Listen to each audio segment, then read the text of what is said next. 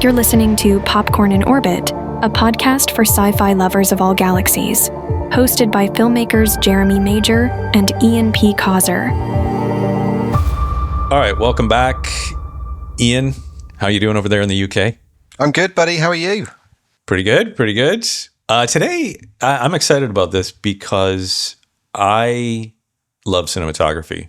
In fact, it's one of my favorite aspects of the filmmaking process. Cameras, lights, all that wonderful, juicy stuff. And we've got a special guest on the show today who is a cinematographer. He's a visual effects cinematographer. He's worked in stop motion animation, and he's an all-round filmmaker as well, writer, producer, director. He's worked at Lucasfilm, ILM, for Disney, and he's got some really cool, high-profile credits that I think you're going to be very excited about, Ian. Yes, he worked on count them, 3 Star Wars films. Yeah, and in fact, he's worked on over 40 major motion pictures, including the prequels to Star Wars, like Phantom Menace, as well as Red Tails, Deep Impact. He is Carl Miller. Carl, welcome to the show. Thanks for coming in, Carl. Hello. Carl, maybe the place to start is by telling us a little bit about what a VFX cinematographer might do in a typical day. So a VFX cinematographer, and I personally don't like being pigeonholed as a VFX cinematographer because I do both. Yeah. Live action versus that. But I think that VFX cinematographers are much more scientists because they don't. It's actually easier to shoot just live action because you can light the set and put the actors out there and arrange things the way that you want, and then you shoot the shot, right? And it's really convenient when you can ask an actor, okay, can you walk from here to here? And then they, have the intelligence to do that. Versus saying, okay, now I want a computer graphics character to walk here to here, right? Well, that's a very long, arduous process. Yeah. And now you have to animate it and do all these other things in order to get that to work. So it was interesting because I worked on the film The Doors, which was a brilliant Oliver Stone's film. Yeah. And we were there to do plate photography, but Oliver was getting very frustrated. He's all, why is this taking so long? What's going on? And it's like, well, okay, so what we've done, we've shot a plate and now we're putting in Val Kilmer into that plate. And we have to match move it exactly, right? We have to match the lighting exactly as to what was done before so that they blend in together. We have to match the lenses. We have to match actually the physical way that the camera moved. Otherwise, his feet will be sliding along the floor, or the parallax won't look correct, or the lighting will, just stick out and it will become an obvious visual effects. So you have to be a scientist in terms of, redesigning and rebuilding the shots, but to precisely match them. So you have less flexibility and you have to take more control. So visual effects, though, can involve so many different things. It can involve blue screen elements, which are people in front of blue screens that are matted away. Nowadays, they're doing virtual production in volumes where they can put that up on the screen. They used to have process screens where they would actually project film on the background, and you could put that in front. Right. A visual effects DP might be shooting. They might be shooting simple smoke elements, or they might be doing explosions. I've done a couple of shots that have been nearly $1 million for shots, just single shots. And one was on Pirates of the Caribbean. I think it was episode 3, but we blew up this ship. We had 8 cameras running. Those cameras were running on motion control systems. And then they had, cameras that were up in the air looking down. But we actually had to build that setup, and we built a giant set of containers and then built the green screen on that. But every single camera position was calculated so that we only had to build exactly the green screen that was needed to cover all 8 angles. So there's a lot of pre-production calculating using Maya.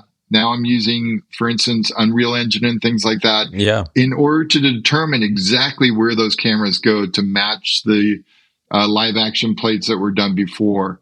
But, then that was a ship that exploded. And that was something where the model shop had spent months building that model, and the pyrotechnicians, Jeff Herron and his teams, would, have to rig that model to explode. And now you had 8 cameras that had to be set up and moving perfectly in microseconds in relation to where different events were happening with that explosion. But then it happens once. It only lasts a few seconds and then it's done. And if you screw it up, you've now wasted the production's, Wow. $750,000. Isn't that something? So there's a lot of pressure in terms of, getting it right and doing it right. Another shot, an example was in Elysium. They had this Raptor that was crashing into the space station. Yeah. And it was jamming through all these trees and hitting buildings and stuff like that. But that, every tree hit, every, the movement of the aircraft as it was coming down, the coverage of the green screen, the time of day, the fact that there was clouds and we were waiting for the clouds to go away and for the sun to look exactly right so that it matched the other shots that were in the scene. So as you can tell, what I'm saying is there's a much bigger scientific approach to it. So we're not wasting a lot of time trying to recommunicate things, and we can be very precise where things are. I kind of learned that lesson when I was working on James and the Giant Peach. I actually asked a guy to build a piece for controlling one of the puppets. And then it didn't work. It wasn't correct. And I'm all, oh my God. So that's my responsibility. I go, okay. So, and then I got into it more. I said, okay, I'm going to design this in Maya. This is exactly the piece I want. This is how I want you to cut it and then put it in there. So that it does work, so that guy doesn't get frustrated at me and we're not wasting time redoing things. Right. I totally swear by planning. Sure. Every movie nerd loves Industrial Light and Magic, probably more than any other company. Yes. So we got to ask you, how did you get into ILM? When I first started, I actually worked just doing weddings, houses, industrial videos, events, stuff like that for local video houses around the Bay Area. I immediately was trying to get a job at ILM. I spoke to a great guy called Ted Minke. And he said, I explained my situation that I've been trying to get into ILM for a long time. And he goes, well, are you any good? And I said, yeah, I'm pretty good. I'm doing well around the Bay Area. And he goes, all right, call Michael McAllister, who was a visual effects supervisor. Tell him that I know you really well, but I had never met him, right? And say that I recommend you for a job at ILM. And then within the next day, I had an interview. Then the day after that, I then continued to work for ILM for 18 years. So, oh my gosh. Wow. Yeah. That's phenomenal. Yeah. But, persistence isn't being rude. It isn't, shouting at people saying, give me a job. It's, it's not quitting. So yeah, I didn't quit, but it is strange because I've been very good at visual effects. I've helped develop a lot of things. I actually enabled practical visual effects to exist for another 10 years, I think, at ILM. But then, really? but I've always been, I took film because I thought that it was a medium of purpose, right? Like BBC type thing, right? Where you're doing stuff that actually makes a difference in the world. And the one film that I have made, which is Retaliation, was a very serious look at the reason why we were in Iraq at the time. So that was a documentary, was it? No, it wasn't a documentary. Okay. It was a story a fictional story about a news reporter who was being held for beheading in Iraq. And it tried to explain my interpretation of what I thought was going on in Iraq, why we were actually there, because a lot of the information we were being given didn't make any sense to me. Yeah. But that's the kind of film that I thought that I would be getting into. But I've kind of been pigeonholed more into visual effects, and I've been successful at it. But it hasn't been my primary interest. Right. Okay. Yeah, that's interesting. Yeah. I love them though, Carl, so I'm glad you've done them.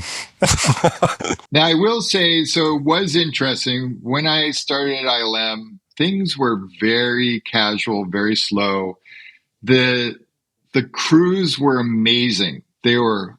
We all were in hysterics every day, just laughing so hard every day, Is that having right? so much fun. Yeah. It was just a bunch of hippies just making movies, right? And it Yeah. was a total blast. But then when Star Wars Episode 1 came around, suddenly it was a change. On Episode 2, I got promoted to a director of photography on Star Wars. And the producer, Rick McCallum, came up to me and he goes, "All right, Carl, this is killing me. This one shot a day stuff, I can't deal with it anymore. If you don't figure this out, what we're going to do is shut down practical and go entirely computer graphics." And I went, "Okay." And he's all, "So I need you to produce a lot more." I go, "Well, I finished 9 shots so far today. I'll probably have 14 shots, visual effect shots done by the end of the day." And he went, "What?" And then he turned to his producer and he said, "What did you just say?" Who is his accountant. And then I said, "Yeah, I just did 9. We'll probably have 14 done by the end of the day." So he suddenly said, "I want this kid leading on the visual effects for Star Wars right now." Yeah.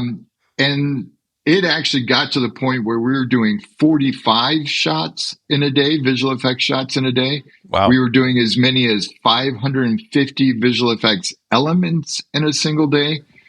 And it was different because, those hippies were used to that very casual pace. But then when I came into it, I was really pushing the envelope on what the technologies could do, but I was also pushing the crews, and the crews resented that in a large effect. But at the same time, I felt that I actually helped us exist for another 10 years because on that day, we could have been shut down entirely. I've noticed, Carl, when I've rewatched them in recent years, that they look better than they did when they came out. Have they been cleaned up, or is this just my eyes now used to CGI? So I don't notice it as much when I'm watching episode 1, 2, and 3. I don't know. I know that they definitely did redos of the first 3 Star Wars films that were made, that they did clean those up and they added extra elements and things like that. They may have added things like better grain and maybe helped improve, the dynamic range and things like that after the fact. But I haven't been part of ILM for a while, so I'm not actually privy to that. I don't know. Now, some of the technology in that you're talking about, is it true that a lot of that was developed or at least pushed forward because of those movies, because of those prequels? Yeah. So Fred Meyer under George Lucas and Rick. So Rick and George had a lot of insight in terms of he was constantly pushing technologies and what they could do and what they could provide. And so, he actually loves visual effects. So he was instrumental in pushing that and enabling that. And then Fred Myers was his key guy. He was the, video engineer who actually worked with Sony in order to actually make sure that everything fit what was needed. You mentioned James and the Giant Peach. What is that like to be a part of? I don't know. Does it feel like a slow process when you're in it? Because, as a viewer, we always hear about it taking years and years to do all of these frames one by one. So I was fortunate to work on Nightmare Before Christmas, James and the Giant Peach, Monkey Bone. I don't know if you guys ever saw that movie. And then I was involved with another movie called Shadowmaker, and that was a film that was going to come out, but it actually got shut down by Disney. So I've done like 4 stop motion films with Henry Selick. So stop motion is a totally different kind of world. It is very precise again. You are programming things. So you need to make camera movements feel like they're natural, and they need to move with the characters or the puppets. If the puppet's coming down a stairway and moving here, we're not just, sitting there with the camera going, okay, I'm going to follow it. We have to have deep discussions with the animators to say, okay, where are you starting? How long is it going to take you to get to here? How long is it going to take you to walk over to here? And then we pre-program all that in so that when the animator is animating, the camera is just moving on its own from one frame to the next, in precise correlation with what's been anticipated by the animator. But it is a very different process. A lot was done on film. For Right. instance, we did it on Mitchell Rackover cameras for Peach and Nightmare. But then once digital reflex cameras came in, we started shooting with those. And then it's nice now because you can actually use little tiny sliders. So you can have your camera now, which can be a mirrorless camera. So it's even smaller and more compact, but it will shoot one frame and they'll slide over a little bit and shoot the exact same frame again. So it's actually now shooting 3D, right? Yeah. So it's actually giving you depth perception. And you can actually look at that 3D immediately on the monitor as you're shooting. Incredible. Yeah, the same thing we were talking about with technology now. With film, we had crappy little cameras that were sticking through the viewfinder in order to look at the animation. And they had these, they called them lunch boxes. They would just they could see maybe 6 frames at once and go between them, and that's all. But they couldn't see what happened before that. Right. But now it's like with Dragon Frame and other great programs for animation, you can actually record the whole entire move. You can actually draw on moves. You can do so many things now. I remember one shot, and I'm not going to name names on this, but we shot a shot with an animator, and it took them like 5 days to shoot it, right? So the animators come in every day. They need to be in silence. They need to be able to concentrate. And they just sit there and move every little body part and make steps and everything, just Wow. one frame at a time. And some of them, are absolutely brilliant at it. Some will actually bump the model while the camera is shooting in order to add some motion blur to it. Oh my or they'll gosh. actually jiggle the camera a little bit or whatever in order to create some blur. But they're doing this, for, days on end. So this one animator shot a shot, and then we finished with the camera and we were pulling it out and we were going to develop the film. But then the production asked me, "Hey, Carl, can you shoot a test of these clouds over here so that we can see those in dailies too?" And I go, "Okay, great. Let's just bring this camera over and we'll do that." But it still had the same magazine in it, the same camera. The next day, we play the shot, and it's his animated shot, which is beautiful, right? But for some reason, the clouds weren't on the end of his shot. They weren't the next shot. They were directly on top of his shot. Oh my gosh. And I was like going, "Oh my God, how does this even happen?" This is Yeah. impossible.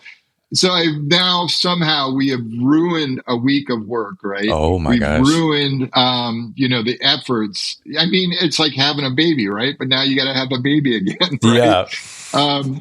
So it wasn't a happy accident. It was not a happy accident. And unfortunately, one of the people who were on my crew, he was still in training, and he decided for some reason to reverse the polarity of the motor. So instead Oh, of geez. going forward, now the motor was told to go backwards. Wow. So it was shooting the clouds over on top of the Oh shot my that the gosh. animator did. Anyway, that was a very serious mistake. And who's the one who gets yelled at for that, right? It's not Right. that person, it's I'm who's getting yelled at. I take it the animator wasn't happy that they had to redo all that. Actually, it was an animator who had a much more mild demeanor, thankfully, because there were other animators. They probably would have just beheaded me at that point. I'm always fascinated with the movies that inspire us to do what we want to do with our lives. So what were the films in your youth or in your teens that made you fall in love with the movies? I don't actually have an answer to that question. Okay. And the reason is because it's the culmination of all films that interest me, right? And what really interests me is something that I haven't seen before. In the movie Seven, for instance, there was a shot where there was a gunfight in a hallway, right? But the camera was kind of peeking around the corner But then the gunshot went off, and suddenly the camera pulled back like he was being shot at and like he ducked behind the wall.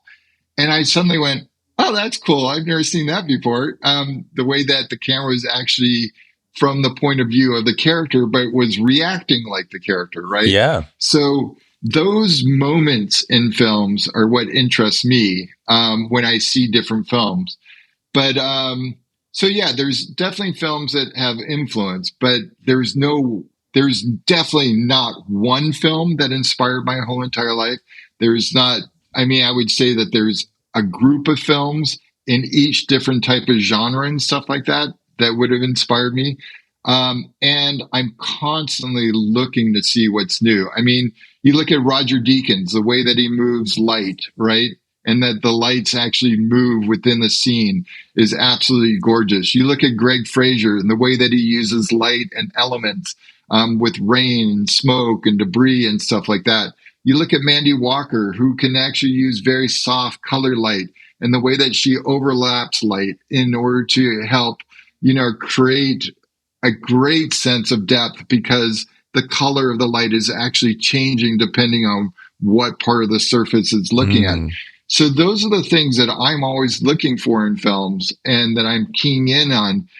I would say always in life, you never can stop learning, right? I am constantly listening to what everybody else is doing. I'm constantly keeping up on what the equipment is. You'll see behind me, I've got a poster for Heat, which is one of my all-time favorite films. I'm a big fan of Michael Mann. I don't know if you've seen Heat or Michael Mann's films, but he seems to shoot with like a blue light. And I'm never going to meet Michael Mann, so I was wondering if I could ask you, is that a gel that he's putting across the camera lens to get those special hints of blue? Cool. Yeah. So sometimes I'm not sure exactly what they did, but sometimes, so you have two types of films back in the day, right? They're tungsten or they're daylight. The daylight film would make daylight look white. The tungsten film would make incandescent lights look white. But if you actually use daylight on incandescent or vice versa, you can actually taint things way in the opposite direction. So you can make things look suddenly really warm or suddenly really cool. By using the wrong film for the environment that you're in, essentially. But yes, you can easily add filters on there, right? That have the whole entire different spectrum of it. Now with digital cameras, you have almost unlimited tweakability in terms of color. You can actually say, okay, I want the shadows to be bluer, but I want the highlights to be warmer. And you can actually influence things on individual basis.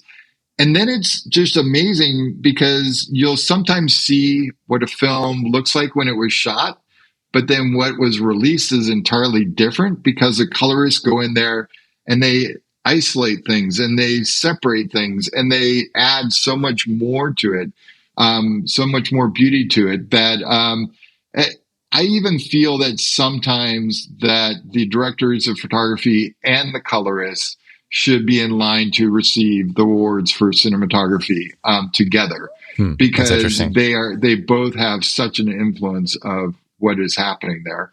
But they're totally different trades, totally different ways of doing things. But, they sometimes will have a tremendous influence on the way the film They can really looks. complement each other. Yeah, work hand in hand, don't they? Do you have a particular process when you first open a script and you're thinking about that visual look or when you're writing something? So the thing is that a lot of people will use certain pieces of software in order to emulate other films that have been made in the past. And they're constantly just kind of regurgitating the same thing again and again. I think it's important to understand the characteristics, the tone, the pacing of what other films are doing. And then you do have to look at the script that you have at hand. And it's not a matter of, okay, what film best matches this? And I'll just repeat that. It's like, okay, so this has the pacing of Heat, right? But it has the color of some other film. And it has, the visual, the sets are like a different film entirely. So I think that the greatest source, and I did want to talk about this a little bit, the greatest source of creativity right now is not copying what everybody else is doing. Yeah. Right? Just so many people, they'll go and listen to Roger Deakins and go, oh my God, okay, I'm going to do that exactly like that. And then I'll be as a DP as good as Roger Deakins or as good as Mandy or good as Greg or anybody like that. And what they're doing is just regurgitating what other people have done in the past. But I think that you do have to look for different ways to do things. And people follow trends so much. It's crazy. But I think that a great source of creativity is combining techniques. Okay. So there's been a fad in the last year where everybody's shooting everything kind of centered, symmetrical, and, like straight on and putting the character in the middle. And they're using all these vintage lenses that muck up the sides. So now you have to compose everything in the center. Otherwise, if you were to pan over a little bit, that person's eyes are going to be entirely out of focus and they're going to be vignetted. So they're going to be dark and things like that. So it's forcing you, kind of like what people do with their iPhones, is putting the head in the middle of the frame, right? It's like, okay, now we've totally lost a sense of balance in our framing. We don't have the characters looking into the frame, or we don't have them looking out of the frame. We're forcing ourselves into these little things, and they're doing it because it's following the fad of what other people are doing at the time. But it's like Wes Anderson. He loves to shoot symmetrical. He loves to shoot flat. And that's his style, and it works brilliantly for him. But that doesn't mean that you want to copy that when you're making your movie Heat, right? Because the Heat has got a lot of movement to it. It's got a lot of dimension. You want to feel that dimension. You want to feel that energy. You want to feel those differences in perspectives moving against each other, which means that now you don't want to be centered. You want to actually be chaotic. You want the frame all over the place, because you're trying to emulate the feeling of being in that scene. It's not just a matter of being an outside observer of the movie. It's a matter of feeling as though you're actually in the movie and that you're actually part of the movie. Yeah, it's a great way to put it. And that is achieved in very different ways. And that's not achieved by just copying what Roger did on his last movie and applying it to your movie. It's a matter of looking at all the different movies and taking the little different things.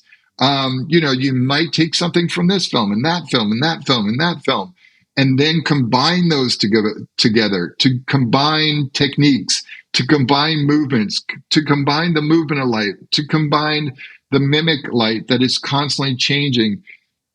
So you're doing all these different things, but you have to evaluate that script and say, okay, the point is, what is the story? What is the beat, right? Yeah. What is happening in this? What is it that you're trying to convey to the audience at that particular moment?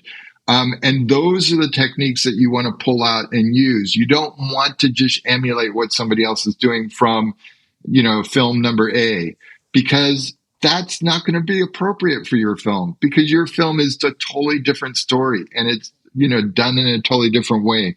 So I think that in many ways people have become lazy in their approach to filmmaking, that they're just generically looking at what everybody else is doing and just copying it.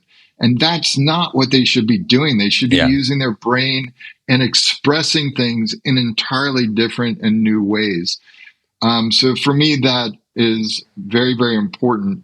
I remember the first film I noticed that when I was younger was Jaws. When you were talking, I was just thinking about Jaws, his second half on the boat, on the Orca, and just the angles. There's not one frame where they're in the middle of what you were just describing, where they're just centered in the middle and it's symmetrical. And it really adds to the excitement of chasing and fighting that shark. It's the angles as much as anything. Right. But even like when the shark came up, right? Yeah. And, you're not just on a wide shot far back and you see the shark come up. You're now in his position and you see those jaws coming up in your face. That's where you want to be to make the audience feel like they're the ones who are actually being swallowed by the shark, right? Yeah. You don't want to be an outside observer of the film. You actually want to be in the film. Mm-hmm. And that's what everybody should be striving to do. And the question is, okay, what camera angle, what lighting, what movement, what everything is important to help engage the audience in that moment. I want to ask you a little bit about some of your more sort of personally driven projects, and what type of subject matters. Like I know with Retaliation, it was kind of a political story. What sort of subject matter tends to grab you that you're drawn towards? People have very difficult lives already, and they sometimes want to go watch movies in order to disengage, disattach, and to kind of forget about all the other business of their day. I kind of feel the opposite way in some respects. I think that movies should invigorate, that they should inspire, that they should stir something in you. Yes, it's hard if it's, depressing and it's a depressing topic and it just makes people feel worse by the time they go to bed. But if they suddenly are thinking about things that they haven't thought about or go, oh my God, I never thought of that. That's really incredible. Yeah. So I think that it is important to try to convey perspectives and try to show new and interesting things to people. But it's also, I remember George Lucas when we were shooting Red Tails, he was struggling between the reality of the film and also the dramatic content, to keep it interesting and engaging and stuff like that. Yeah. So he was, there's that boundary between, okay, do you just make it fun and entertaining, or do you actually try to maintain yourself with that level of reality? But there's actually a balance between the two. And that's what George was constantly struggling with, trying to do both at the same time. But he didn't want to just make it totally dry, and he didn't want to make it totally wet. He was trying to find something, a balance in between. And that's something that's important to consider, because people do want to be entertained. They do want to laugh. They do want to cry. Yeah. And those are important, and we should affect emotions, because emotions, if you actually affect a person's emotions about like global changing, then that actually becomes grained in their psyche, right? That actually becomes part of themselves. If they just externally, are just analyzing what's happening and not internalizing it, then it's not going to have much effect on them. Yeah. So film is very, very good at affecting emotions and impressions and perceptions. And those are the kinds of films that I gravitate towards more.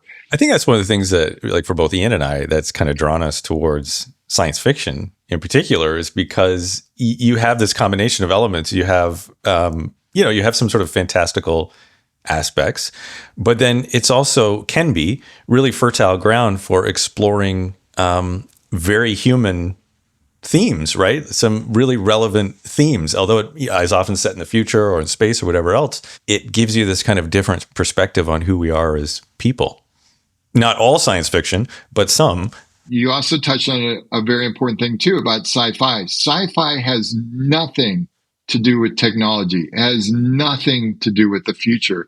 Sci-fi is all about global crisis. It's humans against the environment, humans against society, humans, who are fighting on a global scale against global issues. And that's what science fiction is supposed to be about. And it's often disguised in the past or in the future, in a totally different environment that helps to hide the preachiness, right? Yeah. You can actually That's a good try way to to put it. say something by embedding it in a totally unusual and unique environment, which makes it more acceptable to, that suspension of disbelief in a certain respect, so that you're kind of going, okay, well, this is about this world that I have that's totally unreal, right? I get the message, but then not until later do you start going, oh, yeah. I do need to respond to this situation like a Jedi instead of like a Sith or whatever. Yeah, that internal struggle between the Jedi and the Sith is George's genius for me as a writer. Is even go back to the original Star Wars. Luke is struggling. He's tempted to commit violent acts, Luke Skywalker, and that's what George did so brilliantly. And in Vader, the reveal of Vader is his father, and Vader kills Palpatine in the end to save Luke. The good guy isn't the white hat in the Western from the 30s and the bad guy isn't the black hat from the Western in the 30s. There's an inner struggle with them. And that, to me, was George's genius. I mean, you've been a part of over 40 projects. Is there one film or moment or something that like that you point people to? It's like, I want you to remember me for that. That shot or that movie, yeah. There's no one thing, There's been many great moments. There's been many terrible moments. The process of making movies is unlike any other business. Yeah, it is. The one thing that's really interesting to me are actors. So first of all, I don't think directors should be allowed to direct actors unless they've been actors themselves. That's interesting. Because I hate it when kids are growing up or whatever, or people are jumping in. I want to be the director. I want to be in charge, And then suddenly they're telling actors how to perform, how to act without any understanding of the process itself. I feel that in life that so many of us are detached from each other entirely and we don't actually integrate as groups together. But actors do that all the time, right? They're on a stage or they're in a scene and they're actually having to really engage with each other. They're having to listen to each other. They're having to react to each other. They're on a movie set where there's grips and electricians and set designers and all these people running around. And then they say, roll camera. And then they say that word action. And suddenly everything in their mind has to change from the process that's around them to being engaged in that scene and in that moment. That vulnerability. And that's a really, really difficult thing. And you have to be really good or really well trained. And it takes a tremendous effort in order to be able to act well. Every actor is different. Every actor learned in a different way. Every actor does things in a different way. And it's important for the director to get with each of their actors to understand their process. Does all that make sense to you guys? Yeah, it does. Absolutely. Yeah, well said. Does, yeah. Did that give you a lift, the Oscars and what was winning and what was nominated? Because indie films did seem to do very well this year. I thought Nora was good. I also liked Emilia Perez a lot. The Academy Awards don't always go to who deserves it, but who is most popular at the moment. Yeah. And I'm a member of the Academy. I don't try to vote just for my buddies or my friends or the particular group that I'm a part of. I actually try to vote for what I think is the best film or the most unique thing that's been done in the year. Yeah. But that's not always how it goes. And it's kind of a shame because some people who really deserve it sometimes don't get that opportunity. So I also don't love the fact that if a film's popular, it gets ignored. It does seem to be that if a film does well at the box office, that almost precludes the Academy from giving it some love. Because too much popularity there, It's like, for instance, the John Wick films. They are gorgeous films, right? Yeah. The lighting in them is stunning. It's like in the movement of the lighting and the choreography. It's like, So why aren't they getting elected to be in the Academy Awards? It's like, it's the genre. Sometimes it's precluding what is actually being done and made. It's like, it doesn't make sense to me often. But why aren't they getting nominations, right? Yeah. It's like, it's weird. It's a certain type of film. Yeah. All right, Carl, thanks so much for sharing these insights with us today and the stories. It's been great. We really appreciate you coming by. Thanks, Carl. I appreciate you guys, and I wish you the best of luck out there. And all right, you too. Yeah. Stay current. We will. All right, thanks everyone for listening. On behalf of Ian and myself, we'll see you real soon. Take care. Popcorn in Orbit is produced by the Shooting Eye and Ice River Pictures.